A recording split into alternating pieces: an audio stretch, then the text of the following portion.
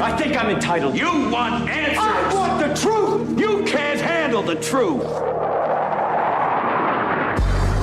This is Larry Connors USA. Larry Connors USA. I woke up this morning, got myself a gun. Mama always said I'd be the chosen one. There's a difference between free expression and intimidation. There's a difference between free expression and harassment. And what we're witnessing in places like Columbia University is the creation of a hostile environment for Jews on college campus in violation of Title VI. And keep in mind, there is no First Amendment right to blockade entrances. There's no First Amendment right to vandalize property. There's no First Amendment right to hold people hostage and harass and intimidate Jews. Those are not activities protected by the First Amendment. Those are crimes, punishable by law. I think what we need is decisive leadership. I mean, if the president had made it crystal clear that if you fail to vacate the encampment, you're going to face expulsion, or you're going to face a revocation of your visa, or you're going to face firing. When you have a credible threat of accountability and follow through on those threats, then this situation could have been resolved decisively. But once there's a crisis of confidence in the leader of the university, then chaos ensues. Chaos ensues, and it continues. And that speaker you were hearing talking about what's happening at Columbia University and elsewhere across the nation, saying the university president should have taken control and shown some leadership. The same thing can be said at the national level for our president. And the speaker making those remarks is a New York congressman, Richie Torres, Democrat, making it clear your First Amendment rights do not include a lot of the things you're doing. And to quote him again, stating directly, if the president, talking about the president of Columbia University, had made it crystal clear, if you fail to vacate the encampment, you're going to face expulsion, you're going to face a revocation of your visa, and of course, if you're a staff member on the faculty, you're going to be fired. That is, again, common sense expressed by a Democrat. They're not all far left. They're not all that far different from conservatives or independents. They recognize when a thing is wrong, and what's being done currently is wrong on many levels. We got a lot to break down for you today. Glad to have you on board with us. Here we are, May 2nd, the first of 2 hours of Larry Connors USA, back-to-back. We're here every Monday through Friday from 6 to 8 p.m., and reminding you, when we're on the air, we are streaming video. You can actually watch the program. How do you do that, Larry? Well, I'm glad you asked. News Talk STL, Rumble, Facebook, Twitter, Larry Connors USA, Rumble, Facebook, Twitter. And if you miss any part, either audio or video, that you can't stay with us when we're on the air, or you miss part of it, you want to go back and pull up later, 2 simple ways to do it. They're all put up as a podcast, video and audio for you. LarryConnersUSA.com. LarryConnersUSA.com or Larry Connors USA Facebook. And I see a lot of comments from you folks coming in. I appreciate it. I try to respond in a timely fashion. I know I get behind, and I regret that. Please accept my apologies. But I do appreciate your response, listening, and then also pushing share. Share whatever you see and hear with others. Multiply this numerous times over.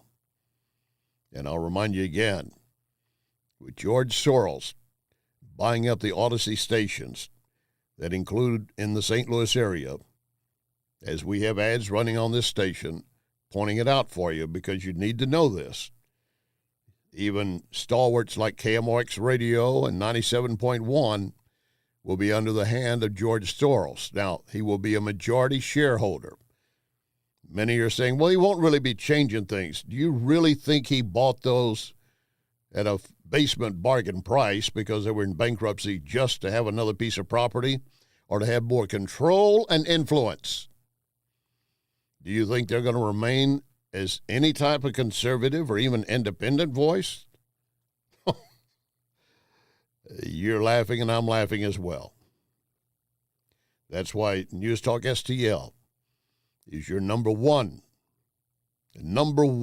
station now for live, local, conservative talk. And, of course, in this program, we're pushing patriotism first. Even if you have an opposing view, if you are a patriot, we have something in common. Then we start looking for issues down the road, but we don't have to always look for a fight and division point. And I love the remarks of New York Democrat Congressman Richie Torres saying the leadership of the university failed to do what it should have done and put a stop to it, and when they show lack of leadership, we have chaos. That is exactly what we have around the world with Joe Biden right now, as the rest of the world watches him flounder like a fish out on the bank. Actually, the fish would appear more alive. How did I say that? I said what I was thinking. I'm sorry. Obviously, students at various campuses have very many concerns and different concerns as to what is happening on their campuses, and they're responding. This makes me feel extremely unsafe on campus. We're just trying to get some last-minute studying in, and these anti-Israel agitators are causing massive disruptions. We are allowing these students to spread their hatred, their bigotry, and their anti-Semitism. This is a group that is hell-bent on continuing a state of war rather than finding peace. I feel a lot of fear and concern for my safety as a Jewish student on campus, as well as my fellow Jewish students. There's a lot of this growing, threatening culture. And it is a growing, threatening culture. And it's being accepted by many. Or just, not my fight, not my battle. Or, yeah, let's do it. Columbia University in New York City. You would think that President Biden would have been talking to the Columbia University president at some point. Well, that came up at a press conference with Karine Jean-Pierre. Has the president spoken to Mayor Adams since the NYPD became involved in dealing with them? Understand the question. Don't have anything to read out as far as a conversation with the mayor from the president, but I think we've been very, very clear about what we're seeing on the ground.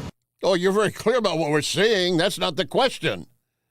You totally miss the question, but of course that's what you're best at. You should learn. In fact, you probably know how, better than many, to play dodgeball. You're very good at it, KJP. So again, if there's no response from the White House, why not? Here at home, there's been some dramatic images really across the country over the last 24, 48 hours, especially at the Columbia, UCLA last night, University of Madison, Wisconsin, other campuses. Has the president been monitoring this? And why have we not heard directly from the president about these protests that have taken over institutions of higher learning across the country, the police responses, instances of violence? Why have we not heard directly from the president? So just a couple of things. The president is being kept regularly updated on what's happening. As you just stated, across the country, he is monitoring the situation closely. So is his team. Mm-hmm. And I would just add that no president has spoken more forcefully about combating anti-Semitism than this president. I disagree totally. This president, from the very beginning, after October 7, was lukewarm before October 7 toward Benjamin Netanyahu and the Israelis, and so was Chuck Schumer, Jew, leader of the Senate. And this president has not shown any solidarity to any extent that we could say, okay, he's definitely going to support Israel. He continues to send Blinken over and say, hey, don't invade Rafah. We need less casualties. And, of course, Hamas has been offered numerous opportunities by Israel in exchange for hostages, this. Hamas doesn't want to come to an end. And they're getting support by all of these student protests. Do you not understand how much these student protests in this nation are rippling across the world saying, oh, my God, the U.S. is turning its back on Israel? Because we're not getting anything direct from the president so far. We're going to, and I will tell you about that in a moment, but those conferences, those questions raised to KJP yesterday, and she wants to say basically that no president has done anything, and no one has done even more than him. I mean, once again, when we're talking about KJP, and how she tries to answer and saying that no president's spoken about more about anti-Semitism, again, that's not really the question.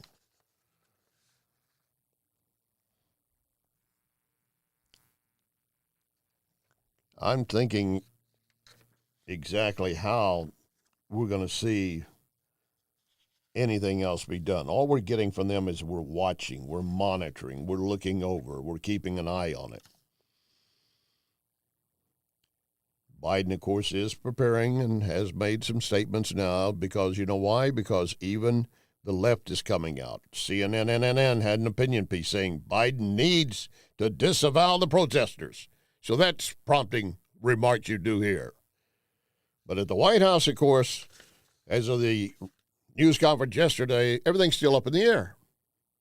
Respectfully, you didn't quite answer it. The question was, why hasn't the president been more forceful in talking about the protest? You talked about how he's talked about anti-Semitism, but specifically on the protest, why hasn't the president been more forceful on that? And I hear the question, Gabe, but respectfully, the president has been no other president has spoken about anti-Semitism than this president. But that's not the question. It's the protest. And I'm answering it in the way that I believe is the best way to answer your question, which is the president has been very, very clear.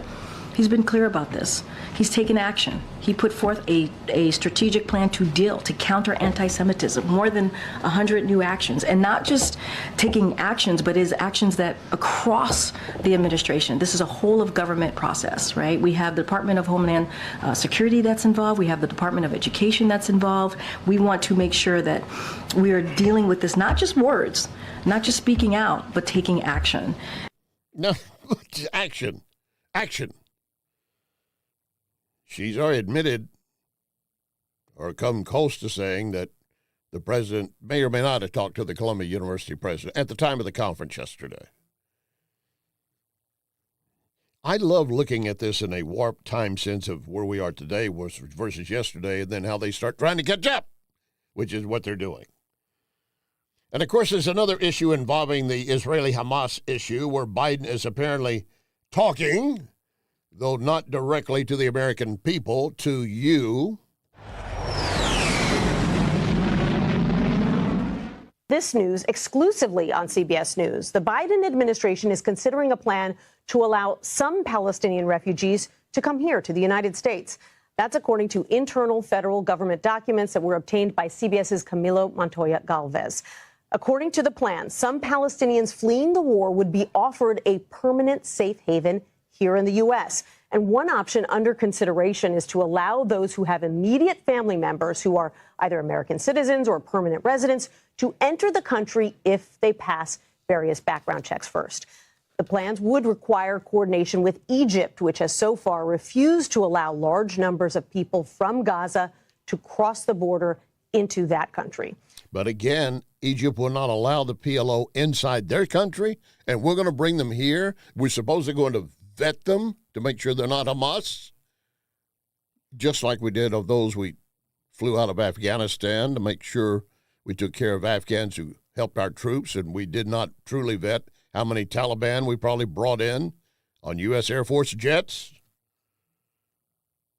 And again, back to KJP at the White House news conference, she just will not deny any of this. As the administration considers bringing Palestinians here to the U.S. as refugees, do you know how many people that the U.S. hopes to relocate? And secondly, given the challenges getting in and out of Gaza, will the U.S. assist in physically bringing Palestinians here? So let me just first start saying that we just don't have anything to announce at this time. We don't have anything to announce. If these stories are getting out, you know they're coming from sources inside that are saying these works are in plan or underway. They don't want to announce it. Okay, they could at least say we're working, but they don't even want to do that because they know the blowback they're going to get from it.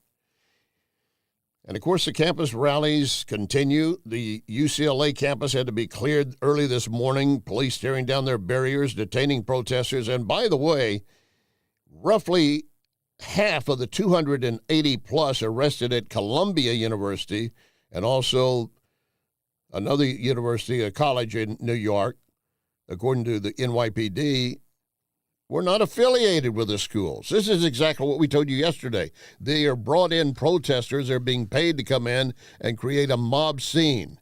I told you about the group that extensively offers its services and will protect your identity if you're paying for it. You missed that program, you need to go back and pull it up, because they talk about we will create a mob scene for you to fit your needs. Of course, for some money. Now, what we are seeing here, many have already started making comparisons to what we've seen in the past, but at that time it was not as organized. Yes, there was a Bill Ayers and the rest of the group around doing it, but not as organized as they are now. Alex Wagner, MSNBC. Putting this in the broader context of what's happening in American politics, I mean, when this began, I think for a lot of people, all of these campus protests had the echo of the 1960s. It feels like an inflection point for the country. We're barreling towards a presidential election. The country feels catastrophically divided on every issue, based from basic facts to an actual policy vision. We're having a Democratic presidential convention in Chicago. Yes, well, exactly. Echoes of 1968. And I just wonder, it's hard to imagine that this imagery of the NYPD storming Columbia in this moment is not going to reverberate in ways that we cannot yet see across the political divide. And she's got more points along that. I will save those for the second hour, but she made some points that bring up the name Ronald Reagan. We'll get to that in the second hour. In the meantime, someone else, I want to give you a preview of what's to come in the second hour. Michael Moore, the filmmaker, documentary idiot. Well, he had some good documentaries, but beyond that, being an idiot, making outrageous claims as he is speaking on CNN and saying, I'm talking to President Biden directly. I'm just saying, you're right to be, as you say, you care and you love the Jewish people, obviously, yes, but not this. This is mass extermination. When you carpet bomb a civilian population, and by friends who are watching this, that's your tax dollars and my tax dollars. That means we funding this. We are responsible. We are not, and Israel is not, carpet bombing Gaza. They could have done that October 8th if they wanted to. They have not. They continue to go after limited strikes, trying to minimize civilian casualties. There'd be a lot fewer civilian casualties if Hamas would let those people go. And it would all come to an end if Hamas would release the hostages and give up. But Michael Moore and the rest want to say Israel's carpet bombing them. That's a flat-out lie. In our second hour, I'm going to have more added statements from Michael Moore, and he is telling Biden, you're losing at every level. You'll want to hear that. And before this hour is over, CDC now admits evidence that COVID vaccines caused multiple deaths. But coming up next, retired Marine Lieutenant Colonel Dakota Wood on new military threats we're facing from China. Lock and load. Ready on the right.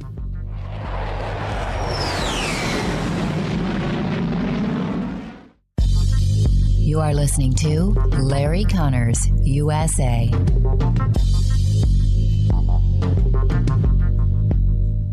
Pigeons, they are everywhere, and they're very good at dive bombing freshly washed cars. Wellington Environmental reminds you those droppings are more than a nuisance. They can be a major health issue, especially massive droppings on buildings or in parking garages. So who do you call to safely clean it up? You do what many hospitals, universities, public buildings already do. You call Wellington Environmental.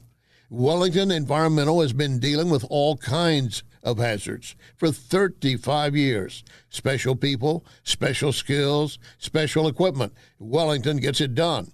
So to avoid health issues ranging from pigeon droppings to mold to chemical leaks, contact Wellington. 314-644-4930. 644-4930. WellingtonSTL.com. Wellington Environmental. Your world cleaner, better, safer. Be well with Wellington. Tim Jones and Chris Arps in the afternoon. Horace, Americans individually have lost over $4,000 in income and over $7,000 where you have a household with both parents working. It shouldn't be, it's the economy stupid. We should just say, stupid! It's the economy. Unbelievable the devastation that Americans are feeling. Tim Jones and Chris Arps, weekdays at 3:30 on News Talk STL. Are you thinking about buying medicine online? A search for online pharmacies yields more than 20 million results. But which ones can you trust? Medicines bought from unlicensed online pharmacies can be dangerous. You may get a fake drug, your condition may get worse, or you may experience a bad reaction. Don't put your health at risk. To learn how to find an online pharmacy that's safe and legal, visit fda.gov/BeSafeRx. A message from the U.S. Food and Drug Administration. Great news for my sponsor, Napoli Sea. And it's no surprise to me nor hundreds who have dined there. The first time I entered, it was clear Napoli Sea is unique. The decor, the fish, imaginative cocktails, and of course Napoli Sea is right next door to Napoli 3 in St. Charles. Napoli 2 is in Town and Country. The original Cafe Napoli is in Clayton, and I'm honored to endorse each of them. Visit any of the Cafe Napolis. This is News Talk STL. Well, I walk into the room, passing out $100 bills, and it kills and it thrills like the horns on my Silverado grill. And I buy the bar a double round of Crown, and everybody's getting down in this town. Ain't never gonna be the same. 'Cause I saddle up my horse and I ride into the city. I make a lot of noise, 'cause the girls, they are so pretty. Riding up and down Broadway on my old stud Leroy, and the girls say, save a horse, ride a cowboy. Everybody says, save a horse, ride a cowboy. This is Larry Connors USA. Larry Connors USA. My pleasure to welcome back our guest we've had on numerous times before, retired Marine Lieutenant Colonel Dakota Wood, had been with Heritage Foundation, now has his own private consulting group titled Hot Gates Consulting. I want to talk to you some about that before we wrap up, but welcome aboard, sir, and Semper Fi. Hey, it's good to be with you. Great opening song. That one always cracked me up. Oh, I know. We like to keep everybody entertained at every level. Oh, my gosh. That's good stuff. So I reached out to you, and you gave me some response via email, and I don't want to unveil all that right now, but there are two stories I brought to your attention. Let's begin with the last one, that according to a piece published in the National Interest, China has a sixth-generation fighter. And the question is it a threat to our U.S. Air Force fighters? No, not the sixth gen announced in 2016 or so. It's not been fielded. The Chinese Communist Party and their military branch there keep announcing that it will be revealed. It is to be fielded. It's coming soon. Oh, it's still coming, huh? Near you. It's still coming, yeah, right? Okay. Now, they got the J-20, which is a fifth generation. That's supposed to compete with our F-22. And I've got pilot buddies who say it's a pretty good airplane. Matter of fact, we had a flight. Are you talking about the five or the sixth? The fifth? The fifth generation. Okay. Yeah, the J-20 fifth gen. Okay. And it was they came up. The Chinese aircraft came up behind a flight of American F-22s as the F-22s were making a trans-Pacific flight. Now it's not wartime. You're not looking for stuff. But the Chinese aircraft came up behind our guys, and our guys didn't even know that they were there until they got a visual cue on it. So our folks are not dismissing what China has been doing in developing its fifth generation fighter. But the sixth generation, just like our Air Force and Navy, are developing a next generation air dominance NGAD sort of airplane. Those won't come into the fleet until probably the mid-2030s. Sure, I want to take you back to one of the statements you said. If I understood you right, one of your fighter pilot buddies, I've got some as well. Now, I've not heard this statement that they had one of these Chinese fifth generations on their tail, and they did not see it on any radar. Right. It's only visually that they saw it. Is that correct? That's correct. So, there are different systems you use in a combat scenario that you wouldn't be using just flying from one place to another. So you leave the U.S., or our forward state, Hawaii, and you're flying to Guam or Okinawa or someplace like that, and you're cruising along, talking with people, doing aerial refueling and all that.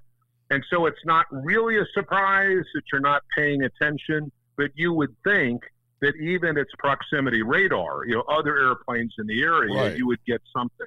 And the fact that the Chinese were able to join up on them unnoticed caught them unawares. I got to ask also, do I sense a lack of realistic, real-world type stuff that I cannot imagine now that you're not constantly on alert, that you would have? I understand the difference between what you're discussing and a wartime footing, but I think we should be always at the ready.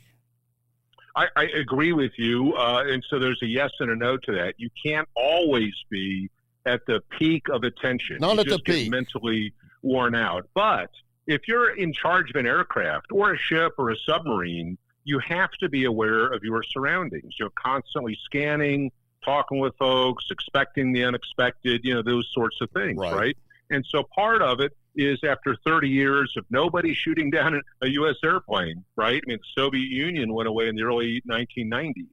And so there hasn't really been an air threat in the minds of tactical fighter pilots and even bomber crews, right? They've just kind of gotten complacent in assured American air superiority. Now, senior Air Force officials have started to warn them about this, right? But if you have grown up as a young pilot and you're 10, 15, 20 years into it, what have been the threats that you really had to think about? Unopposed over Afghanistan, unopposed over Iraq or anywhere else in the world. So you kind of get a habit. It's a bad habit. It is a bad habit that there isn't a threat. I think it's not forced training that should be reinforced. Marine Lieutenant Colonel Dakota Wood with us. You mentioned the bombers. Now, our B-21 Raider bomber and China's H-20 bomber, both apparently designed to project power far beyond their borders. I thought with refueling, that's not that big of an issue. Am I not understanding that? That is correct. In terms of range on a single tank of gas, can you fly 8,000 miles or 6,000 miles? Yes. Our guys are very, very good at aerial refueling. So you can fly around the world nonstop, and you can relieve your bladder in flight. You can have a cup of coffee, a ham sandwich, whatever it is you're wanting. And so virtually they're without a range limit, in those things. But our 21 or B-21 is just about in the air. The Chinese equivalent is not yet there. And keep in mind, there are only 3 countries with bombers: the United States, Russia, and China, and that's it. I've been on the with a refueler over Nebraska, back with the boom man, and watching those jets come up behind and him pumping into, connecting with them. It's a fascinating issue. It is. Now, we have we talk about the planes. Well, we have to also look at how drones are being utilized more than planes, and the drones a threat not only to our aircraft, but according again to a piece of the national interest, that these Chinese drones might be a great threat to our Navy aircraft carriers, that our carriers are, quote, in deep trouble.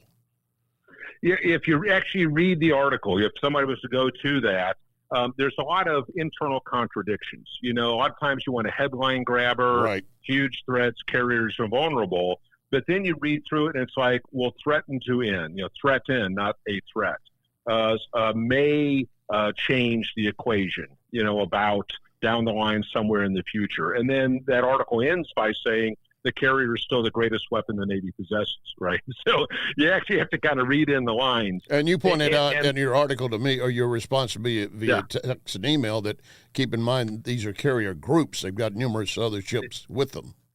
A carrier does not sail by itself, and even on its own, it has some terrific air defense weapons. It's surrounded by destroyers whose mission is anti-air defense, one of those sorts of things.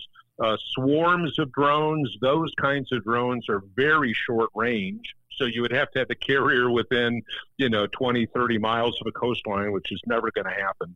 They also fly very slow, and we've been shooting those down over, Yemen and the Red Sea and Israel and all that stuff, right? So in Ukraine. So there are great anti-drone technologies. The next step up is these hypervelocity weapons, which have gotten a lot of press, Mach 5.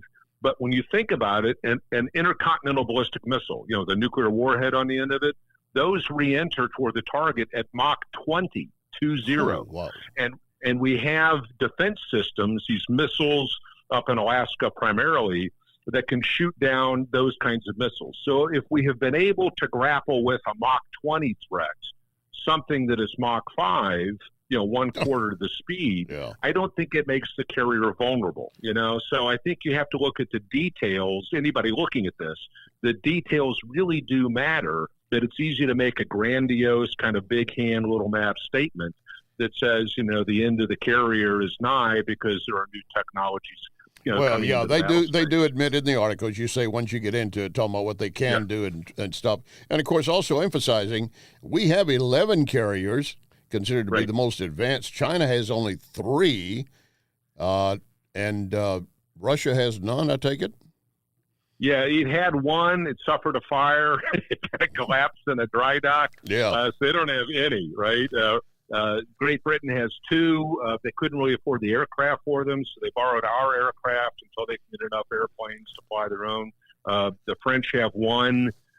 Japan has what they call helicopter destroyers, not really aircraft carriers per se. Well, I also remember Iraq. I mean, they've proven that they can destroy our aircraft carriers if they're made of wood, and we're not firing back at them. Hey, exactly. Hey, go ahead. I'm sorry. Yeah. No, there are these huge silhouettes in China, that are laid out like a Ford-class carrier or a Nimitz-class carrier that their pilots would make practice runs on. But those things aren't moving, right? And they aren't defended. Yeah, they're not. They're not fighting back. Can I take a moment to ask you? Can I take a moment to ask you about Hot Gates Consulting? What can you share with us on what you're doing on a private level now? Yeah, I was with Heritage for 10 years. Great outfit. I think we did some really good work. But you want to try something new.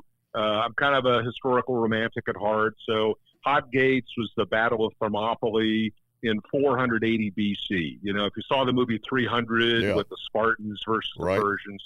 And so in my mind, it's the West is dealing with a lot of threats from the East, right? There is this hyper-politicized, violent, Islamic, Persian sort of flavor to Middle Eastern things that, threatens Western democracy and freedom and all. In the romantic tale, Leonidas, is standing firm and speaking truth to power and taking risk, which is what we need people to do today. So there's a lot of symbolism in it. And you're working with a group at Purdue at this point. So I really appreciate your time, sir. I'd like to do it again with you. Absolutely. You bet. Semper Fi, retired Marine Lieutenant Colonel Dakota Wood. Coming up, CDC acknowledging vaccines were killing multiple people.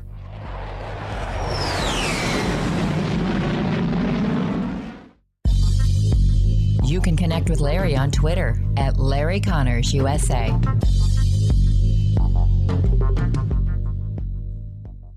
John Beal knows that right after a hailstorm, new roofing companies start popping up everywhere. But the Small Business Administration reports 96% of them go out of business within the first 5 years. So how good is that warranty? John Beal started in the roofing business, helping his granddad and his dad. Always offering the best roof, best price, best guarantee. John Beal Roofing, not some fly-by-the-night operation. Call my friend John, 1-800-NEW-ROOF, 1-800-NEW-ROOF.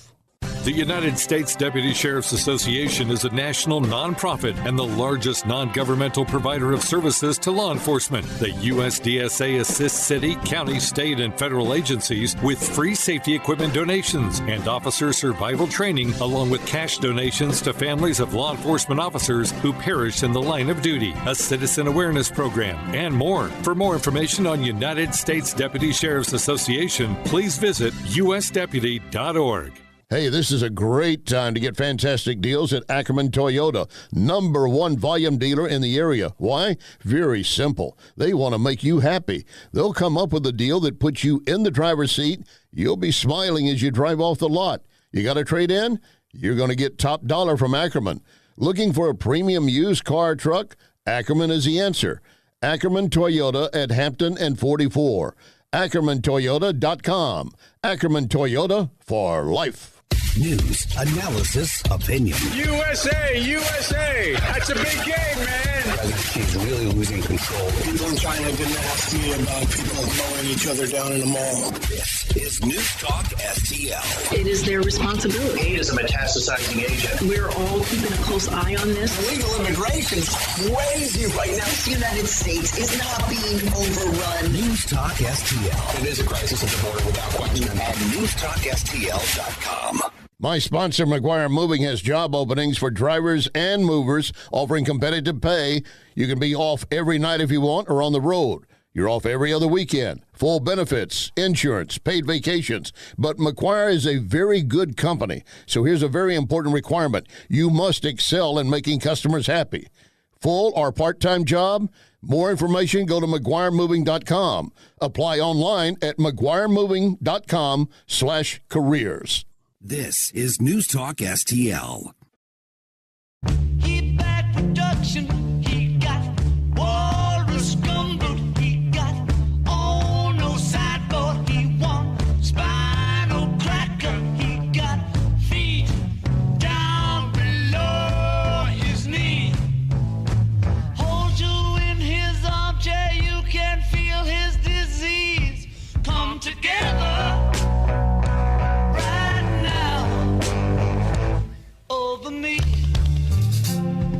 This is Larry Connors USA. Larry Connors USA. Flaherty, when the Biden administration told Americans that the vaccinated couldn't get the virus, were they guessing or lying? Congressman, I think first of all, it's important to remember my role in this discussion, which is as a communicator on behalf of you work for the Biden administration, your assistant to the president. It's a simple question. When they told the American people that if you get the vaccine, you will not get the virus, was that a guess or was that a lie?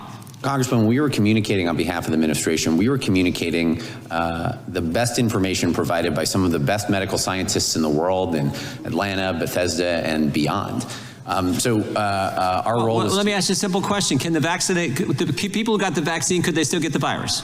Congressman, again, I'm not here as a medical expert. No, that's just common. Everyone knows that. Of course they can. I'm just asking you a simple question. Well, let me do it this way. What's the definition of misinformation? Congressman, certainly there's different and varying definitions of mis and disinformation. At the end of the day, the platform... Tell me the difference. Tell me what misinformation is.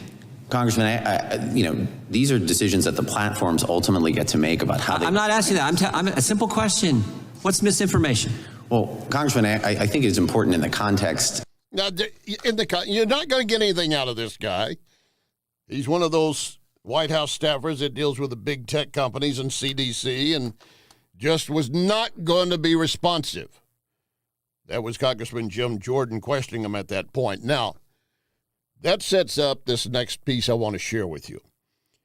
This is from the Epoch Times, and this piece was written by Zachary Stibler, it could be pronounced. I apologize, I'm not sure. I've been trying to get him on the air directly, especially about this article, but I'm sure he's inundated with numerous other pieces. He delivers a lot of material. If you do not read or follow the Epoch Times, EPOCH, I strongly encourage you to do that. There's a wealth of information there, Epoch Times. They released a story yesterday, exclusive. CDC found evidence COVID-19 vaccines caused deaths. Adding, internal documents contradict claims from the CDC, which refused to explain the discrepancy. This is right back to the questions Congressman Jordan was asking of that White House staffer. What's the truth? What's fact? And what are you trying to say? Is it misinformation, disinformation, or flat out lie? It begins by pointing out the CDC found evidence that Pfizer and the Moderna vaccines did cause multiple deaths before claiming there was no evidence linking the vaccines to any deaths. CDC employees worked to track down information on reported post-vaccine deaths, learned that myocarditis, heart inflammation, a confirmed side effect of the vaccines, was listed on death certificates and in autopsies. And again, this is according to an internal file the Epoch Times got a hold of. So myocarditis was being described as being caused by vaccines and a subset of the deaths. In other cases, CDC workers found the deaths met the agency's definition for myocarditis, the patient showing symptoms within 42 days of a vaccine dose. The deceased displayed no virus-related symptoms. So the only link was, no, not COVID, but the vaccine. They go on to point out, despite the findings, most of which were made by the end of 2021. Do you remember 2021 and how you were getting pushed back and canceled and threatened if you didn't fully mask up and shut down every business and shut down schools? And you get the vaccine. Once we have the vaccine, you'll be good. It cannot jump, as Rachel Madcow said. It cannot, you get the vaccine, it can't get at you and then jump to someone else. She never did issue a clarification and say that was wrong information. She never did, to my knowledge. But again, despite the findings, most of which were made by the end of 2021, the CDC claimed it had seen no signs linking Moderna and Pfizer to any deaths reported to the vaccine adverse event reporting system. In fact, CDC officials, in a letter to the Epoch Times dated June 13, 2023, said there were no deaths reported for which the agency determined the available evidence indicated the vaccines, quote, caused or contributed to the deaths. He did say there was evidence of 7 deaths from thrombosis, which means obviously additional heart issues and artery issues, suggested that it might lead to people dying. The response from a heart expert in the U.S., Dr. Andrew Bostom, told the Epoch Times, that's a scandal where you have information like this and you continue to put out this dishonest line that there's only 7 deaths and they're all unrelated to the vaccines. He added, the CDC is concealing these deaths.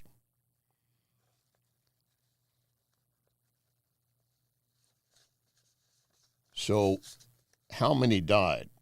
With a file acquired by the Epoch Times through a Freedom of Information Act request, has never been reported before. They got it through Freedom of Information Act, trying to find exactly how many did die and under what cases. The file shows the CDC examined 3,780 reports from April 2023. That's a small number of which were duplicates. Among the reported cases, 101 resulted in death. One instance, a 37-year-old man started suffering symptoms that can be caused by myocarditis, shortness of breath, shortly after he got his Moderna shot. He collapsed 3 days later, soon pronounced dead. The medical examiner said in an autopsy report he died of post-vaccination systemic inflammation response, which is acute myocarditis. The CDC worker assigned to look into that death wrote that it was, quote, evident of a sudden death post-second dose of Moderna vaccine. And the doctor that performed the autopsy declined a request to comment through her employer in Tennessee. The center said it would only provide an autopsy report if the decedent's name and date were provided. CDC would not include them. But they started going through several others. A 77-year-old man found dead at his home in 2021. 77. They're looking for any kind of cause other than the vaccine. They looked at that and listed the cause of death. According to the internal file, complications from the COVID-19 booster. And again, the CDC worker looking at that said it met the CDC definition of pericarditis based on autopsy and death certificate.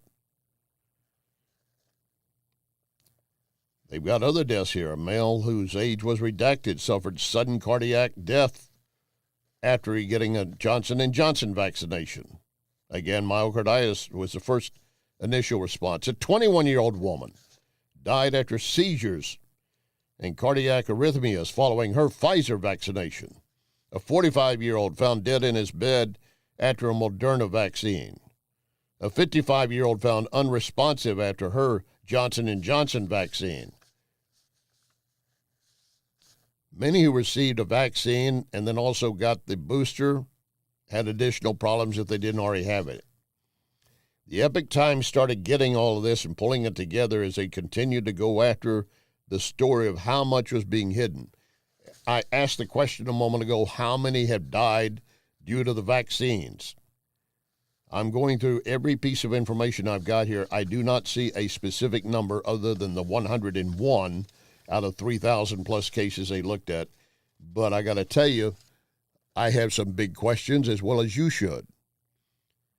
One death examined by CDC workers that got reported to their system, a 7-year-old in Washington State died in 2022, 2 weeks after getting a Pfizer shot. And the exam of the coroner said myocarditis was the cause of death.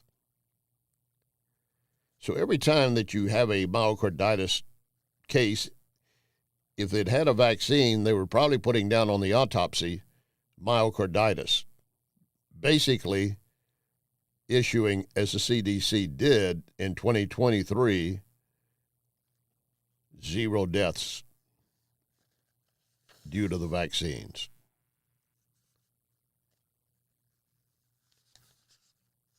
When the American people are lied to, when anyone is lied to, is not good. But when they're lied to by groups that are intent on making more and more money, or lying on to cover up their ineffectiveness and their ineptitude, and people are dying, someone's got to be held accountable. And I'm talking about criminal accountability. It's not just the CDC. That's why Dr. Fake should be brought forward on criminal charges, along with leaders of the CDC and the Pfizer and Moderna execs. Put them under testimony. They can either risk perjury or tell the truth. Coming up, many Americans have opinions about Israel, of course, and the Hamas war. Everyone is entitled to their opinion. And some of the opinions are based actually in fact, while some, not just fiction, but not even reality. But again, it's your opinion. It's your opinion. You're entitled to it. And last night, late night talk show host Stephen Colbert voiced his opinion. Coming up, his statement and the audience reaction when we continue. You are listening to Larry Connors, USA. You want to give someone something which they will really enjoy? Give them a Cafe Napoli gift card. You pick the amount, and they pick which of the Cafe Napolis they want to visit. Cafe Napoli in Clayton, Cafe Napoli in Town and Country, Napoli 3 on the streets of St. Charles, or right next door, Napoli C. The Napoli gift card. It's the perfect gift for anyone, or your entire office. Cafe Napoli.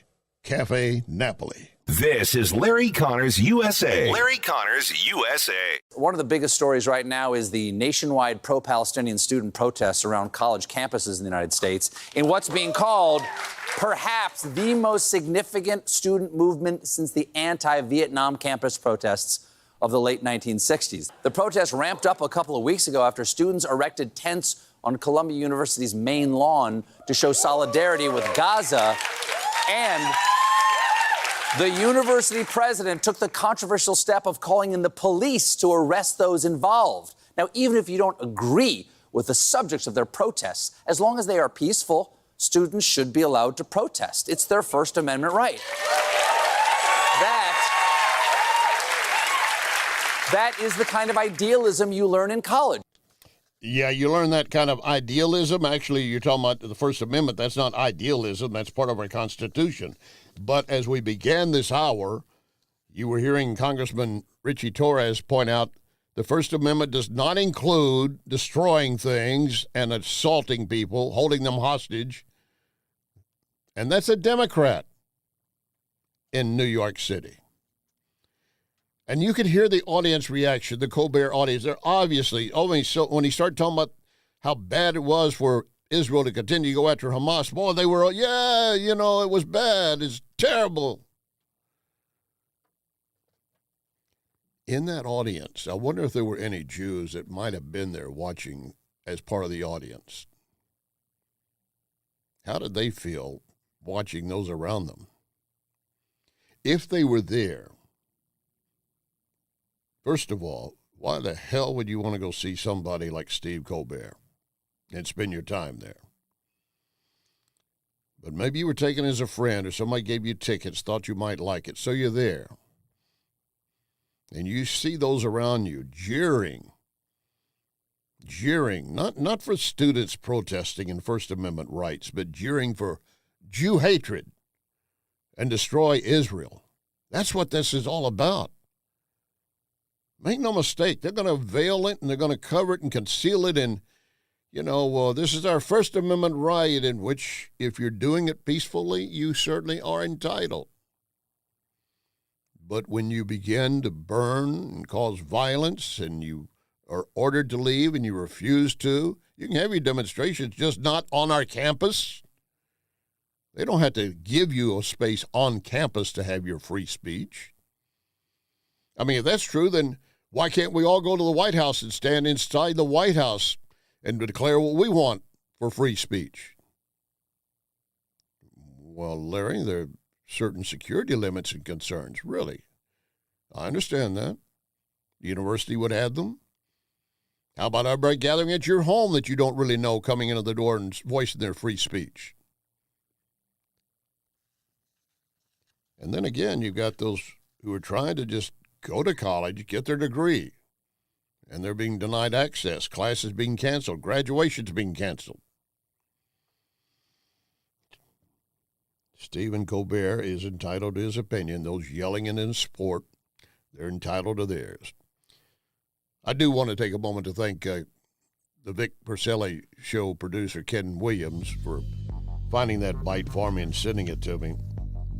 It is, again, a fascinating look at the world we're in today. And coming up in the next hour, I want you to hear more from Michael Moore and some of his ridiculous statements and his direct statement to Biden, you're losing. You're losing. You don't want to miss it. And remember our pledge, one nation under God.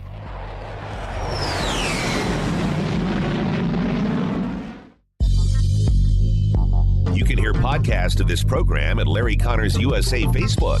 Larry Connors USA Facebook.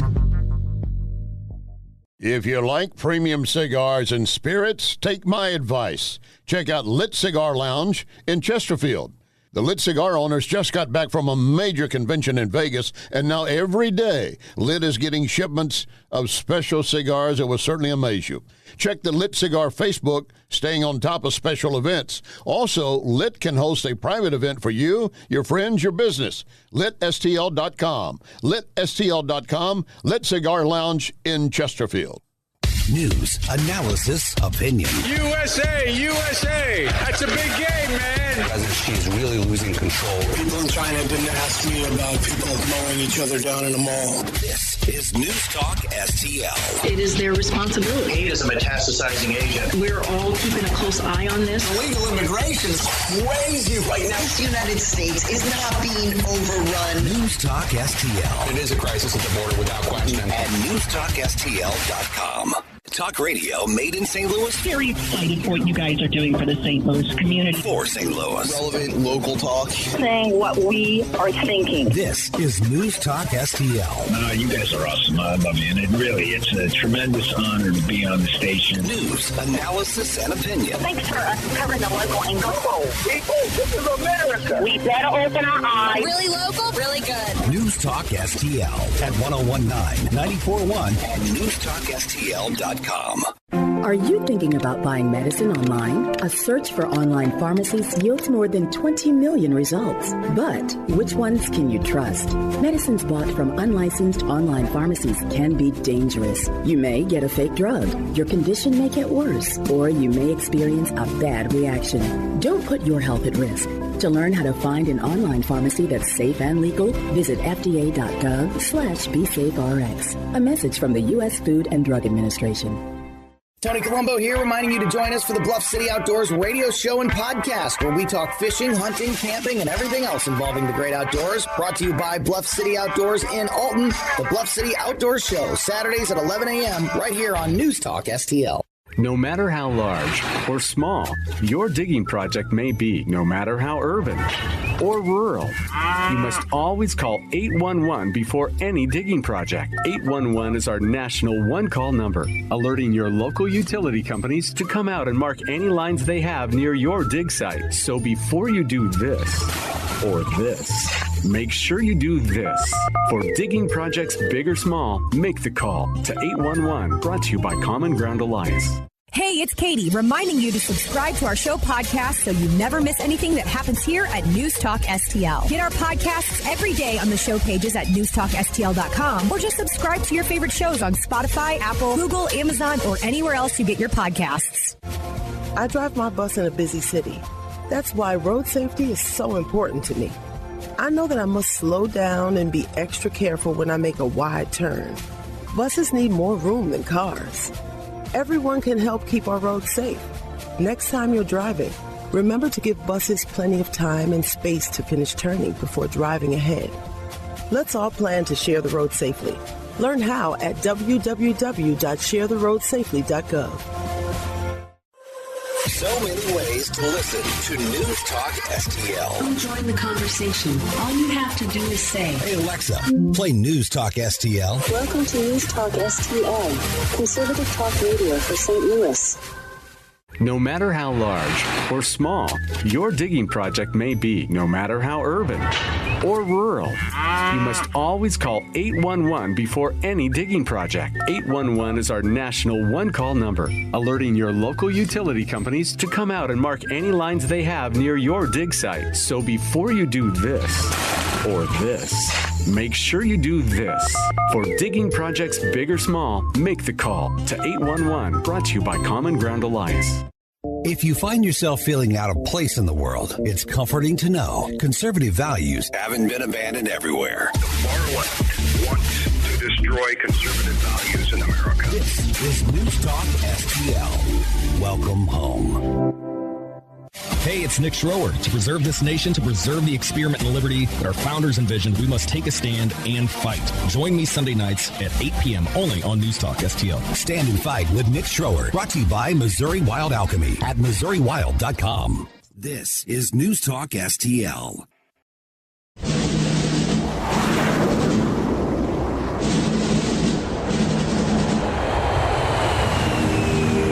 You want answers? I think I'm entitled. You want answers? I want the truth! You can't handle the truth! This is Larry Connors USA. Larry Connors USA. Got myself a gun. Mama always said I'd be the chosen one. Among the record wave of migrants crossing the southern border, a suspected ISIS member who lived freely in the U.S. for nearly 2 years. 2 U.S. officials tell NBC News. 33-year-old Jakover Atoyev of Uzbekistan crossed into Arizona in February 2022, where he was apprehended and vetted by both Customs and Border Protection and ICE. He was not on the U.S. terror watch list, and he was released into the U.S., those sources tell us. Then, in May 2023, Uzbekistan put out an international alert, saying that Atoyev was affiliated with ISIS and wanted there. But it took nearly a year for U.S. officials to figure out the suspected ISIS member was living freely here in the U.S. U.S. officials tell us DHS made the alarming discovery after reviewing Atoyev's application for asylum. Shortly after DHS connected the dots, ICE arrested him here in Baltimore just 2 weeks ago. Former Homeland Security officials tell us his case raises red flags about the vetting process for migrants after they cross the border. Should alarm bells be going off here? We are in the midst of a really volatile threat environment. Anytime I see a gap in a system like we are seeing in this case, I do have concerns. Anytime you have just a massive volume of people like we do, our systems are overwhelmed, and we need more resources at the southern border to properly protect the homeland. And thereby, the Biden administration admitting, yeah, we'll send more money down there to help process and vet people rather than just shut the damn border. They admit we were being swamped, but yes, it's not chaotic and it's not a crisis. But so we had a guy that was on the ISIS list getting to the country through the border. That's one. How many others are out there? That was a report from NBC saying it had evidence of this, and they started questioning and looking into it. And, yeah, the guy got in and had been living here in the country for a couple of years. The only plus thing about it is that during the time he was here and living in the region after he was crossed the border illegally and then was released by the Biden administration and allowed to live here, he didn't apparently cause any terrorist activity. There's nothing to indicate that he had ever planned to once he got here. Could be he got here, he might have had on his mind that maybe I will do something like that here, but then maybe once he's here and sees how great this country really is, he thought, I like it here. I don't want to do anything to be caught and be sent back or deported in any way or in prison in any way. I want to be free. I'm just speculating. I have no idea what the man was thinking, other than when he crossed the border, he knew he was a member of ISIS, and he knew he entered the country illegally. Oh, but Joe Biden invited me. And he passed the so-called vetting process, which they tell us they're going to properly vet Gazans that Biden wants to bring into the nation. Just like they told us they were all vetting the Afghans we were flying from Afghanistan into our country. And we don't know how many Taliban were mixed in with those who truly were to be rewarded and brought here for their safety because they helped our troops during the 20 years we were there. We will never know the full story, but we will know, unfortunately, we will know at some point. One thing will happen, and then maybe multiples, that show how bad terrorism has seeped into our country with the permission of the Biden administration. Welcome sign, a welcome mat, everyone welcome, terrorists included. Please abide by our laws, but we're going to let you break the first one, that's enter the country illegally. This is today's America. Thanks for joining us. Here we are, the second hour of Larry Connors USA. We're here Monday through Friday, back to back from 6 to 8 p.m. And when we're on the air, we are streaming video. You can watch the program. And I'd love to have you do it because some that do say, oh, my God, you're coming over the top on this. It's not like watching you on TV and the way it is and yet the other way. Oh, no, you're really coming on. Yes, I am, because I am not a news anchor here. I build these programs like a news show, telling you stories and leading you different directions and backing it up and supplementing it and giving you stories and voices you don't want to listen to, you don't like, and you would probably never want to anyway, but I want to put them in front of you so you can have a better perspective. And you make up your own mind. You don't have to follow me like some sheep. You make up your mind on what you see on the program or you hear. But again, we are streaming video while we're on the air. You see it at News Talk STL, Rumble, News Talk STL, Facebook, Twitter, Larry Connors USA, Rumble, Facebook, Twitter. You can choose whichever platform you want, but we're glad to have you. And if you miss any part of either program, either hour or a part of one of the hours, or you just don't have time to make it happen now and you want to sit down and really consume everything, they're all put up as a podcast shortly after we finish. Quentin does a great job of posting them as a podcast for you at LarryConnersUSA.com, LarryConnersUSA.com, and Larry Connors USA Facebook. And I'd encourage you to do that, and then please push the button to share with others. So here is that report from NBC that we have all of these people coming across the border, and even they have to acknowledge it with inside the Biden administration. You know, we're getting so many, and it's tough to properly validate everyone, and yet they'll lie to you. They'll look you in the eye and say, we have properly, fully vetted everyone. First of all, some of these people coming truly do have a claim for asylum, which is one of the ways we would have let people into our country. That's a legitimate way we immigrate. But you have to prove it, and you have to go through adjudication and so forth. That's why Trump had remain in Mexico. If you have a true case for asylum, you'll probably get into our country, but you're going to remain in Mexico until we go through it. Right now, we've got court cases. When they come across, they're giving them basically a parole violation, not a parole violation, but a parole sheet saying you need to show up at a court in 6, 7, 8 years from now. And the more that come across, the farther those court dates get pushed back. We will never fully vet these people. And, of course, we have the situation right now that talk going around that Biden is planning on bringing in Gazans directly into the U.S. Question came up to KJP at the White House news conference, and the response is, well, you hear. As the administration considers bringing Palestinians here to the U.S. as refugees, do you know how many people that the U.S. hopes to relocate? And secondly, given the challenges getting in and out of Gaza, will the U.S. assist in physically bringing Palestinians here? So let me just first start saying that we just don't have anything to announce at this time. We don't have anything to announce at this time. We don't want to talk about it. Somehow the word got out, obviously, didn't it? Because obviously they are doing some planning in behind the scenes. It's not surprising. I mean, we got a lot of Afghans out, brought them on U.S. Air Force jets to our country. And as a humanitarian basis, again, Palestinians in Gaza who are not part of Hamas and are true innocent victims, they could apply for asylum. But then again, are you properly vetting them? And the answer there is not just no, but hell no. We can't properly vet them. There's not enough to find. We don't know. And so the White House is saying, we don't really have anything to say at this time. Well, CBS had its say on what's happening.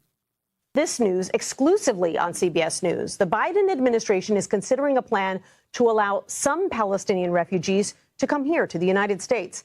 That's according to internal federal government documents that were obtained by CBS's Camilo Montoya Galvez.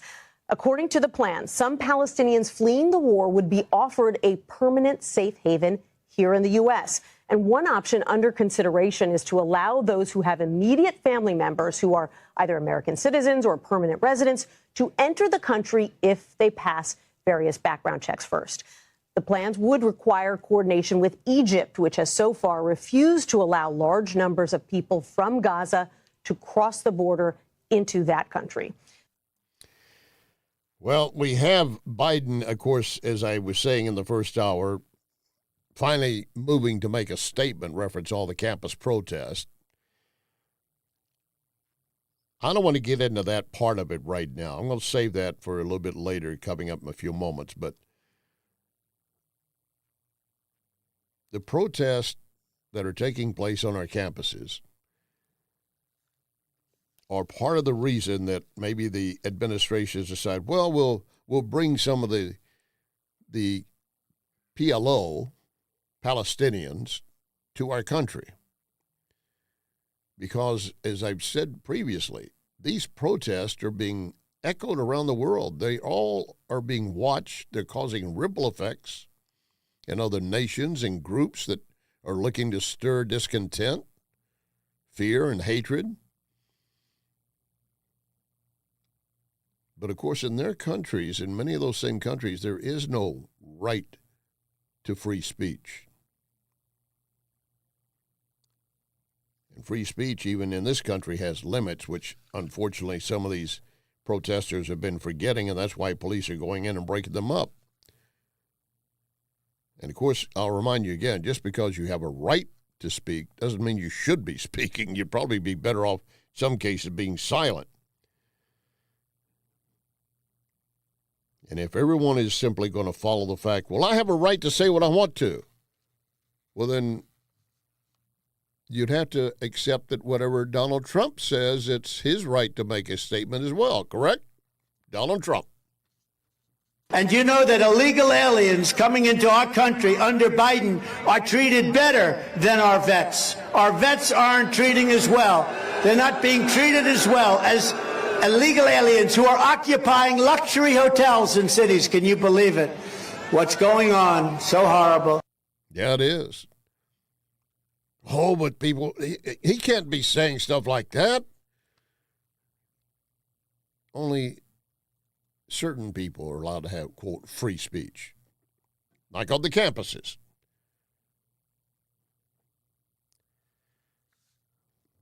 The organized hate, Jew hate, hate America rallies continue to obviously occur across the nation.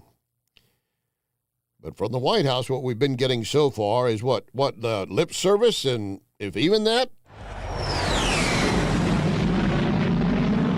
Respectfully, you didn't quite answer it. The question was, why hasn't the president been more forceful in talking about the protest? You talked about how he's talked about anti-Semitism, but specifically on the protest, why hasn't the president been more forceful on that? And I hear the question, Gabe, but respectfully, the president has been no other president has spoken about anti-Semitism than this president. But that's not the question. It's the protest. And I'm answering it in the way that I believe I'm told to. Is the best way to answer your question, which is the president has been very, very clear. No, he hasn't. He's been clear about this. No, he hasn't. He's taken action. He put forth a strategic plan to counter anti-Semitism, more than 100 new actions, and not just taking actions, but is actions that across the administration. This is a whole of government process, right? We have the Department of Homeland Security that's involved. We have the Department of Education that's involved.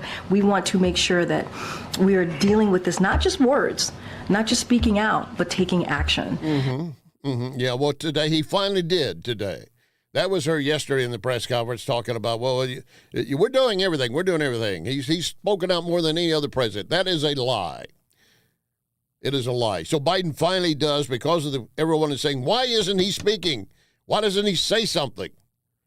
And they even asked, did he talk to the president of Columbia University? Did he talk to Mayor Adams, New York City, about the Columbia University protest? Did he do anything? Well, no, we got, we've been very clear. Yeah, my clear up your no. Yes, you know. Forget it. I'll stop right there. So Biden finally gets around to speaking. Here's what he said. Violent protest is not protected. Peaceful protest is. It's against the law when violence occurs. Destroying property is not a peaceful protest. It's against the law. Huh. Isn't that just pretty much what Larry Connors just said? Well, it is. Joe Biden, you copying from my papers? But he finally delivered his most extensive remarks about these issues about free speech, the rule of law, and the protest against the nation. He said, the U.S. is not an authoritarian nation. Well, I don't know, Joe Biden, when you're weaponizing the FBI, the IRS, and everyone else against common American citizens, I think maybe you have crossed that line. He said the U.S. is a civil society where order must prevail. You didn't do anything back during the summer of the love that we had when everything was burning and fighting and so forth, people being killed, shot, threatened. So an update on some of these universities, Portland officers in riot gear and standoff with protesters outside the school library the other day. George Washington University, dueling protest, pro-Israeli protest and pro-Palestinian. University of California, Los Angeles, they cleaned up their encampment overnight, early this morning. Arrested about 100. University of Florida said it plans on going ahead with commencement, and the chancellor said protests will not be tolerated. At University of Texas in Dallas, 17 arrested as police cleared another encampment. Alex Wagner with MSNBC says all of this is reminiscent of another time.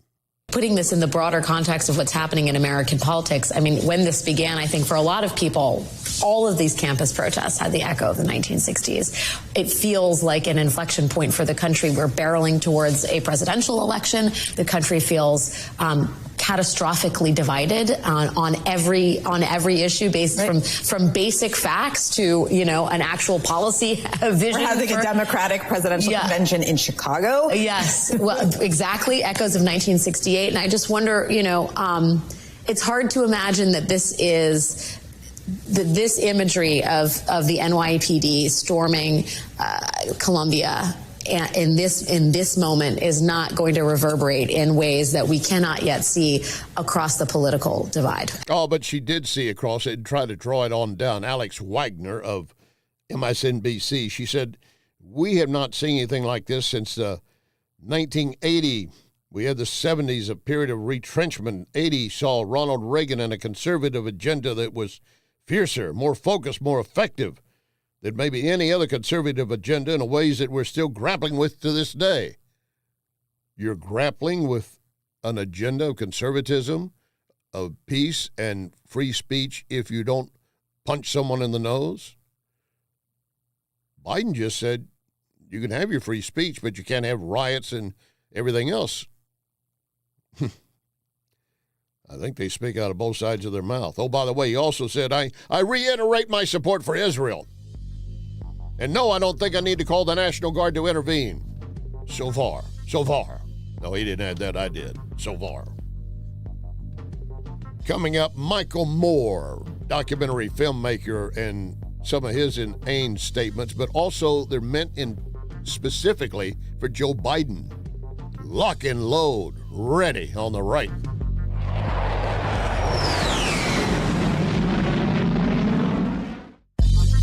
You are listening to Larry Connors, USA.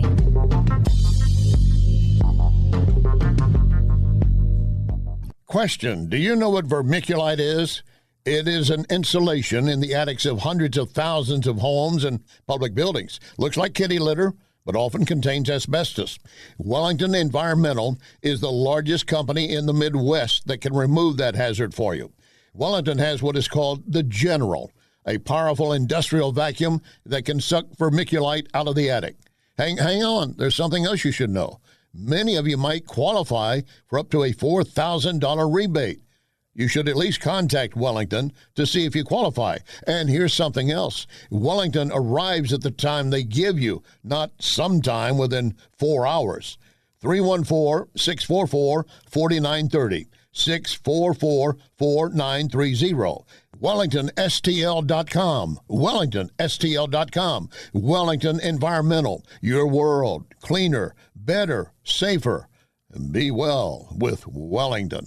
Talk radio made in St. Louis. Very excited for what you guys are doing for the St. Louis community. For St. Louis. Relevant local talk. Saying what we are thinking. This is News Talk STL. You guys are awesome. I love you. And it's a tremendous honor to be on the station. News, analysis, and opinion. Thanks for covering the local and global. People, this is America. We better open our eyes. Really local, really good. News Talk STL at 1019, 94.1 and newstalkstl.com. I have a personal story about why I trust McGuire Moving and Storage. A relative needed to escape an unhealthy relationship. Josh, Christine, and the McGuire team were understanding, even comforting. That's why I'm honored to endorse McGuire. Since 1935, McGuire's been moving and caring for families. So, moving a home, office, local, or long distance. McGuireMoving.com. McGuireMoving.com. Hey, St. Louis, my name is Rob Carter. My new primetime show will explore the collaboration between corrupt media and our corrupted political system.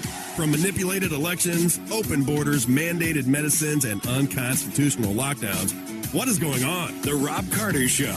Let's talk about it on The Rob Carter Show. Join me weeknights from 8 to 10 p.m. on News Talk STL. Rob Carter, live and local, weeknights at 8 on News Talk STL.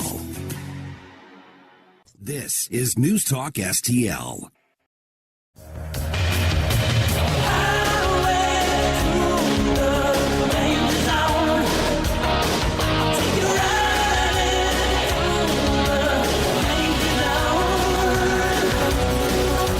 This is Larry Connors USA. Larry Connors USA. There's a CNN poll that showed today 81% of voters who are under the age of 35 disapprove of how President Biden has been handling this war. I mean, we're seeing it on campuses. There is a question of what we're going to see in November. I wonder what you think he should be doing differently to change those numbers. Thank you for asking that question, Caitlin. This is why I was so, when I got the call asking if I'd like to come on tonight, I really was coming on. I know we're speaking to millions of people, but I'd like to speak to one particular individual, and that is President Biden. I wanted to say this on your show tonight, that his chance of not being reelected, I think at this point is so great because of those numbers, because he's losing the youth vote. He's lost the Arab American vote in Michigan. So even Michelle Goldberg, in a column in the New York Times last month, said that you lose Michigan, you lose the election. Boom, you lose Michigan, you lose the election. The words of liberal documentary filmmaker Michael Moore on CNN with Caitlin Collins, and saying, I want to talk directly to the president, saying you're losing the youth vote. Now today, as I said, Biden finally made some statements reference the campus rallies. He said, you have not changed my mind about Israel, about all your rallies, your anti-Semitism, your hatred. But he didn't really call them out directly. He just said, you haven't changed my mind. MSNBC Joe Scarborough said on his program, viewers, you should change the channel if you're too stupid to realize a protest on college campuses are hurting Joe Biden's chances of winning in November. And he went on to discuss the Vietnam War protest, much like we were discussing in the previous segment. He said, I was young, and I remember my parents asking, what in the world is going on in this country? And, of course, you know, they were raised in the Great Depression in rural Georgia. It was kind of hard for them to hear rich kids on the campus of Harvard about taking over campuses at Columbia. This is Joe Scarborough. And he continued, he said, if you're offended by that, please, I'm trying to help you. I don't want Donald Trump to get elected, right? I'm trying to help you. If you're too stupid to figure out, you can change to another channel because we are sorting this out in our country. And this is not helping. This is not helping the people of Gaza. This is not helping those who want us to fight fascism in America. You remember 2008? He said it was a tidal wave.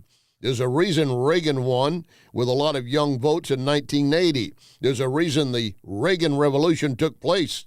The seeds were planted in 1968. And again, when I say that, I'm not saying that the Vietnam War was an unjust war. It was.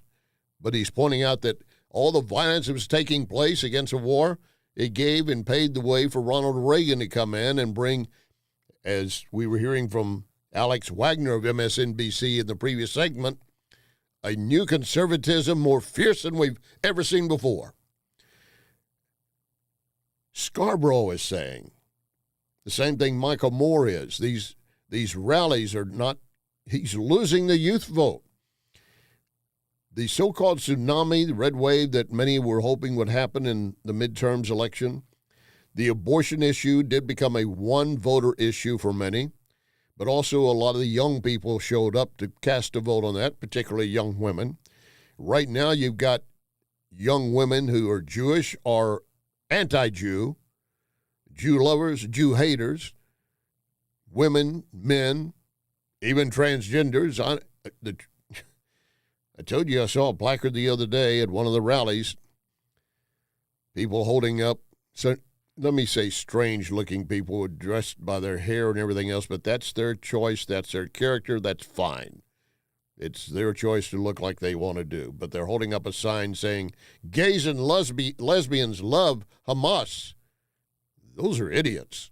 Those are idiots. Hamas would chop their head off if they went to Palestine, if they went into Gaza, I should say, at this point. So Michael Moore, on his interview with CNN, said, I was so anxious to come on, and he said, but I know you reach millions of people. Actually, they don't reach that many, Michael, but you go ahead and puff them up a little bit. He said, but I really want to speak to one particular individual, and he said, and to that extent, he said, I really want to direct my comments just at Joe Biden. So here's Michael Moore, direct to Biden. The Pope is right on this. We need an immediate ceasefire. It is wrong. A mass slaughter of innocents, of children, of women, of the elderly is a sin. It is absolutely against what we believe in. I know you know that too. I know that's why you're not really happy with what Netanyahu has done here. And you can stop the killing tonight. You pull the plug, you close the bank, you shut it down. Doesn't mean we're not going to support Israel, protect Israel, absolutely, all of that. But that's not what's going on here. It is a mass slaughter. It's madness, President Biden, and you know this. Michael Moore saying, President Biden, you know what's happening with Israel going after the Hamas terrorists is madness. Israel is not creating and causing a mass slaughter. There are casualties, obviously, but keep in mind there would not be as many casualties, not because of what Israel's doing, but Hamas is doing. If Hamas would let the people go, leave with their families and get out of harm's way, Israel, before it ever officially put a reaction in Gaza underway, told the citizens of northern Gaza, go to the south, get out of this region because we're going to be coming in, because this is where they crossed the border and came into our countries and slaughtered many of our babies, women, men in horrific ways, and we will be going after Hamas terrorist groups. And they already suspected they had a tunnel complex that was more extensive than I think even Israel was aware of. But they gave plenty of warning, gave days warning for go south, get out of there. But many who tried to go were shot in the back by Hamas. We don't want them to go. We want them to stay here because we can use them as human shields. They won't come after us if we've got you between us. Well, when you're at war, unfortunately, that happens. Hiroshima. Do you think we really wanted to kill that many people, and particularly children? The answer really is no. But it was a way, as presented, to put an end to the war. And then Nagasaki, to add to that, to just make it clear that we are going to win this. You want to continue or not. And that led to the peace agreement signed aboard the USS Missouri.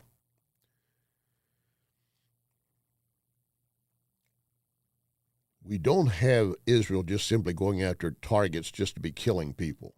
But Michael Moore is of that opinion. And I don't hear him at any point in what you just heard, we need an immediate ceasefire, it's wrong, a mass slaughter of innocents. I did not hear him call out Hamas for doing the same thing, did he? No, he did not. And here's what he's saying he wants Biden to keep in mind. This is very important to Michael Moore and the others like him. Democrats are going, don't be saying this. We got to win the election. But we're going to lose the election. We're going to lose Michigan if we don't turn this around. If President Biden doesn't turn this around, that is going to do more to put Trump back in the White House. And I refuse to have Donald Trump back in the White House. So what are we all going to do? How are we going to fix this?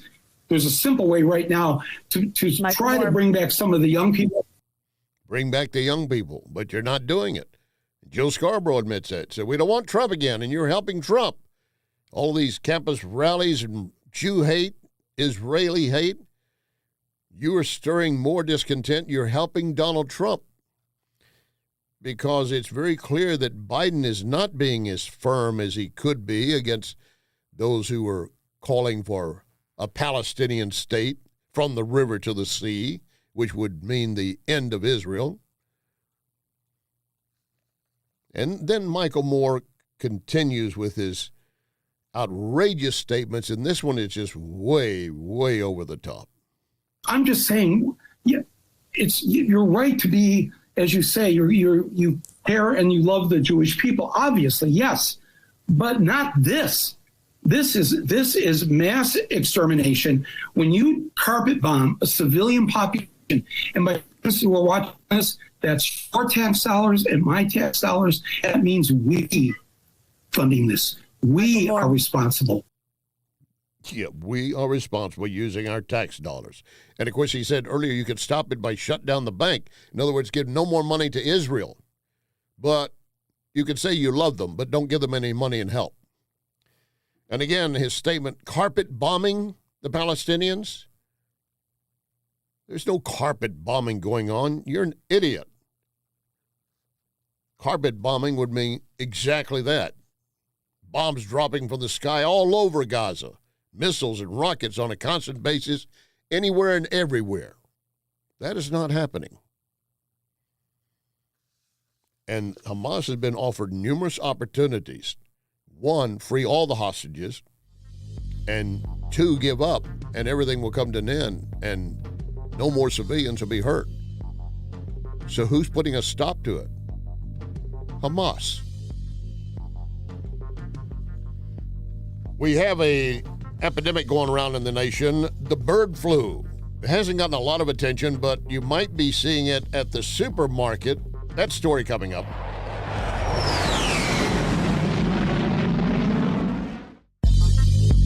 You can connect with Larry on Twitter at LarryConnersUSA. John Beal knows that new roofing companies can look big and trustworthy on the internet, but the fact is 96% of new roofing companies go out of business within the first 5 years. John Beal has a reputation for excellence, reliability, plus lowest cost, best roof, best guarantee. Those here today, gone tomorrow roofers, they can't match John Beal. For home or business, trust my friend John. 1-800-NEW-ROOF. 1-800-NEW-ROOF. No matter how large or small your digging project may be, no matter how urban or rural, you must always call 811 before any digging project. 811 is our national one-call number, alerting your local utility companies to come out and mark any lines they have near your dig site. So before you do this or this, make sure you do this. For digging projects big or small, make the call to 811, brought to you by Common Ground Alliance. Have you seen the 2024 Toyota RAV4? Boy, that's an outstanding vehicle, and Ackerman Toyota has one just for you at the best price. Ackerman is the #1 volume Toyota dealer in the area. Want a Camry? Maybe you want something bigger. A Toyota crossover. All the performance of an SUV, but a more compact size. Ackerman Toyota at Hampton and 44. AckermanToyota.com. Ackerman Toyota for life. The United States Deputy Sheriff's Association is a national nonprofit and the largest non-governmental provider of services to law enforcement. The USDSA assists city, county, state, and federal agencies with free safety equipment donations and officer survival training, along with cash donations to families of law enforcement officers who perished in the line of duty, a citizen awareness program, and more. For more information on United States Deputy Sheriff's Association, please visit usdeputy.org. If you like premium cigars and spirits, take my advice. Check out Lit Cigar Lounge in Chesterfield. The Lit Cigar owners just got back from a major convention in Vegas, and now every day, Lit is getting shipments of special cigars that will certainly amaze you. Check the Lit Cigar Facebook, staying on top of special events. Also, Lit can host a private event for you, your friends, your business. LitSTL.com. LitSTL.com. Lit Cigar Lounge in Chesterfield. This is News Talk STL.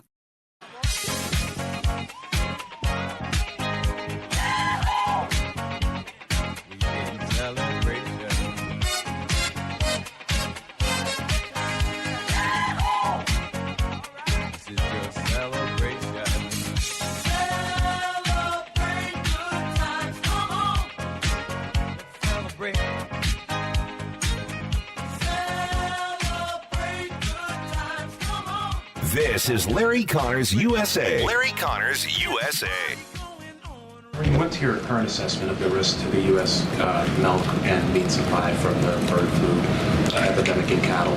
Yeah, so I know that the Department of Agriculture has been on top of this. I know that they are not seeing any concerns to milk or any of the cattle or the meat that we're consuming. Well, I don't consume meat, but some of you, all of you out there, and so obviously they are taking this very seriously. They're monitoring the situation. as far as we understand it to be, is that they believe that milk and consuming meat is safe. My God, woman. First of all, you say there is no concern, but they're taking it seriously. Which is it? That was KJP, of course, addressing the issue about the bird flu epidemic that's been noted and spreading into cattle. And she said, but there's really no concern, but they're taking it seriously. Let me give you the statement from the director of the Centers for Disease Control and Prevention currently, Dr. Mandy Cohen, saying we are taking bird flu seriously, and then added the fact that it is in cattle now definitely raises our concern level, and said it also means farm workers who work with cattle, not just those working with birds, may need to take precautions. The good news, they say, it's not a new strain of the virus. It's known to us. We've been studying it, preparing for avian flu for 20 years. We have had in Michigan and Texas poultry facilities, in both of those, well, poultry facility in Michigan, egg producer in Texas, reporting outbreaks of avian flu just this week. The latest development also including infected dairy cattle and the first known instance of a human catching bird flu from a mammal. Now, whether it was I assume a cow, that would be mammal, could have been a bull. I don't know which mammal it caught it from. But again, the CDC is saying the risk to the public remains low. Question. May I raise a question? I'm raising my hand. Can I ask a question? Yes, Larry, go ahead. In the previous segment, if you were listening to us in the previous hour, I should say, and I was detailing an investigation by Epic Times on how many times the CDC lied and covered up how many people died after getting vaccines, and the deaths were directly linked to the vaccines, but covered over with a bunch of various autopsy garbage nonsense. Do you trust the CDC right now? And they say, we're not really worried about it getting to more people, and it's all in good hands, and everything's going to be okay. See, they broke that credibility they had with the American public. The National Institutes of Health, the CDC, when they all bought into the COVID push vaccine story and making up things about how you can protect yourself with a mask, and even Dr. Fake later admitting, the mask won't do any good. You might need 2 masks. Or you get the shot, you won't need it. Well, no, you may still need a mask. Oh, then you may need a booster. And it just goes on and on. Credibility, once you break that credibility, it's very hard to restore it, if ever. I know because I've spent decades in the news business, and I knew it each and every time when doing a story, I want to make sure it's credible and we're factual. If not, we'll come back and make a correction on it properly. And we have to do it on video. I'd say when we're in the electronic media, radio, TV, you got to occupy a time frame to go and tell the audience specifically that story we told you was wrong. We were wrong with it. Print publications, internets, they can bury it so deep you got to really scramble to find it. So the bird flu virus is drawing attention right now. It was first identified in 1959. It has evolved over time, spawning newer versions. And since 2020, it has been spreading among more animal species. That's why when they said a human got it from a mammal, I said, I assume they're talking about cattle, but I can't be sure because we do know the virus has now spread with dogs, cats, skunks, bears, seals, porpoises in scores of countries. It's been found in wild birds in every state, in addition to commercial poultry operations and backyard flocks. Nationwide, tens of millions of chickens have died from the virus or have been killed to stop outbreaks from spreading. They have reported a threat to people during a 1997 outbreak in Hong Kong. 900 in the last 20 years have been diagnosed with bird flu. More than 460 died, according to the World Health Organization. Only 2 cases in the U.S. reportedly, neither fatal, reportedly. One was a prison inmate working in a work program, got it while killing infected birds that they were trying to get rid of. Then the question, can it spread between people? They say it has done it in 2007 in Asia, mainly within families with a sick person, but generally they're thinking, no, don't think so. So far, you're never going to get a full answer out of these people. You always got to be on guard and keep your alert for everything. And if this is the first time you're hearing about this, make a point to pull up this podcast and share it with other people. Make sure they're aware of this story because it has been pretty much hidden. I've had it on my radar screen, but there have been so many things going on, I just hadn't gotten to it. So that's why we're doing it now. I told you earlier that finally Biden got around to making a statement about the campus rallies. He just couldn't resist it anymore, especially when CNN puts out an opinion column saying he's got to say something. And he came out and said, you're not going to change my mind. These rallies and protests will not change my mind about Israel. I don't even know what his mind is about Israel, to be quite honest, but he says you can't change it. He did say First Amendment does not include violence. Well, that point is correct, but they're allowing it. He does not want to send the National Guard in on any of these cases. Apparently he isn't even talking to the university presidents, like in Columbia, or the mayors of the cities. But here's something he did do while he was trying to talk about that. He stepped in it. He stepped right in it. I mean, you might as well have been in the cow pasture, and he put his foot right in some fresh stuff. He made a point to say, talking about America to our U.S. ally Japan and adversarial China and Russia, he said, think about the difference in our economies. Why is China stalling so bad economically? Why is Japan having trouble? Why is Russia? Because they're xenophobic. They don't want immigrants. He called one of our closest allies, Japan, xenophobic. That's stepping right in the middle of it. Oh, by the way, here's a story that's going to take traction, I imagine, and get some more people interested as we move forward. That xenophobic thing, I'm not trying to rush past it, but it's just another remark by the president that just basically, how do you think that's being received in Japan? You're xenophobic. That's what they say about Trump all the time, right? Because he didn't like brown people. If you said Biden doesn't like Jews, of course, would not be considered accurate, Larry, because he loves them. He's working to protect them. No, he's not. And he's losing votes because of it, as we said in the previous segment. MSNBC Joe Scarborough said, I'm telling you, and if you don't like what I'm saying, change the channel, but these rallies are not helping Joe Biden win, and he's got to win. Michael Moore said he's losing the youth vote. And cover-ups are so big, and there's so many repercussions, and sometimes questionable events follow. Jeffrey Epstein did not hang himself in prison. He died of natural cause. No. He hung himself. No. He got rat poison. No. He got bird flu. No. He just decided I'm through living. No. I mean, it goes on and on, doesn't it? Well, here's another one. This is another former quality auditor at Boeing supplier Spirit Aerosystems. Among the first whistleblowers to allege that the Spirit leadership was ignoring manufacturing defects on the 737 MAX. He died this week. They say he lost his life after he struggled with a sudden, fast-spreading infection. 45 years of age, reportedly in good health before his sudden demise after a 2-week fight for his life in the hospital.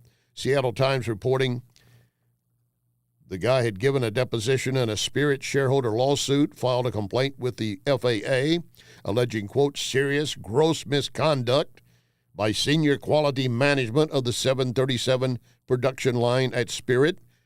Then that company, Spirit, fired Dean in April 2023, and he filed a complaint with the Department of Labor, alleging this was retaliation because he was a whistleblower.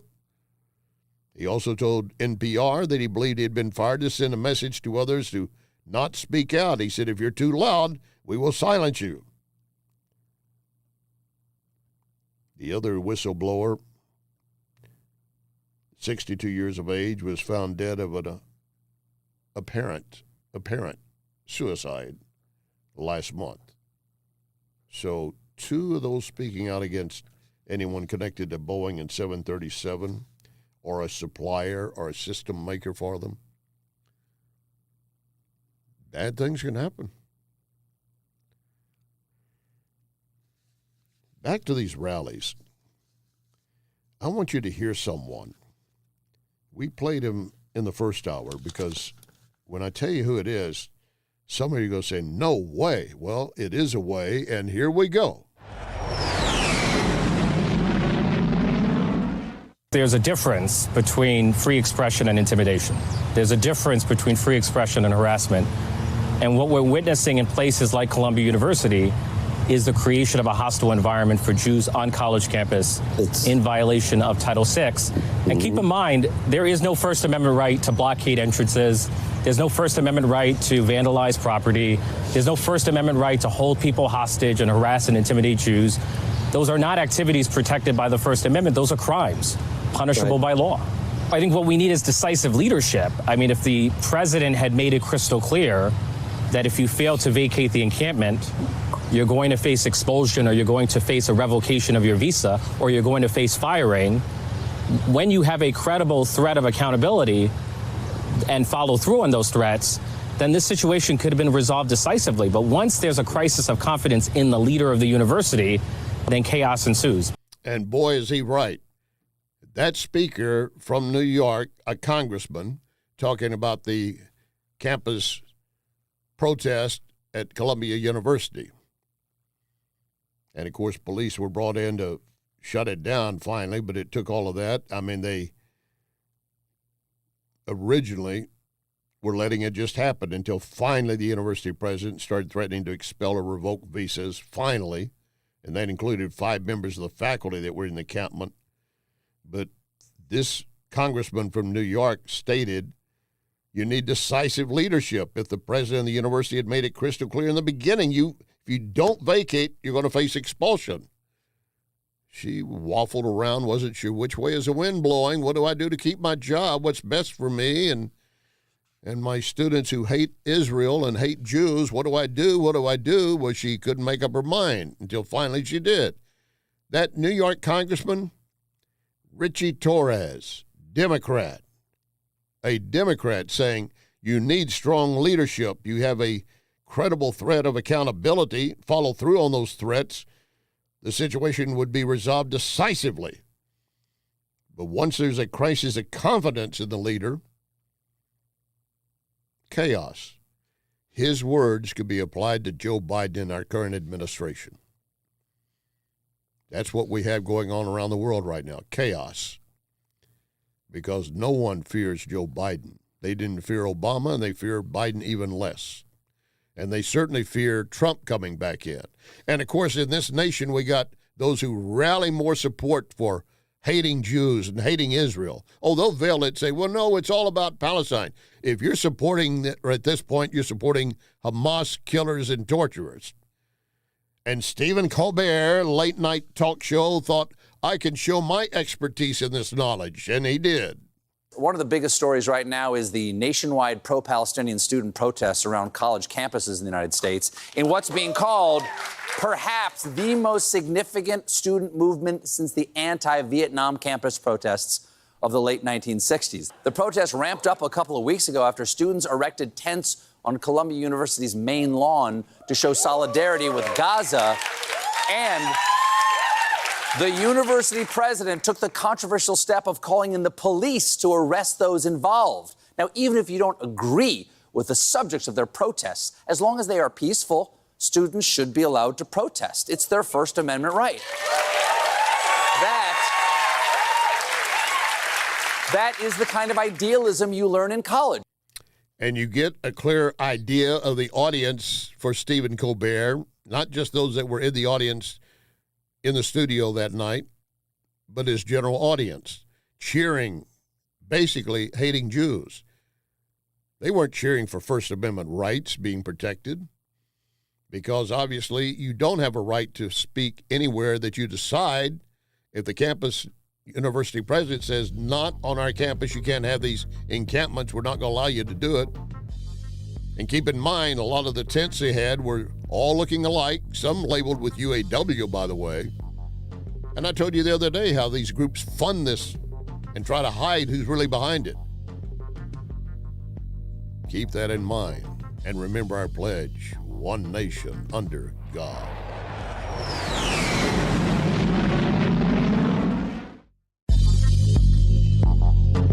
You can follow Larry on Larry Connors USA Facebook. Larry Connors USA Facebook.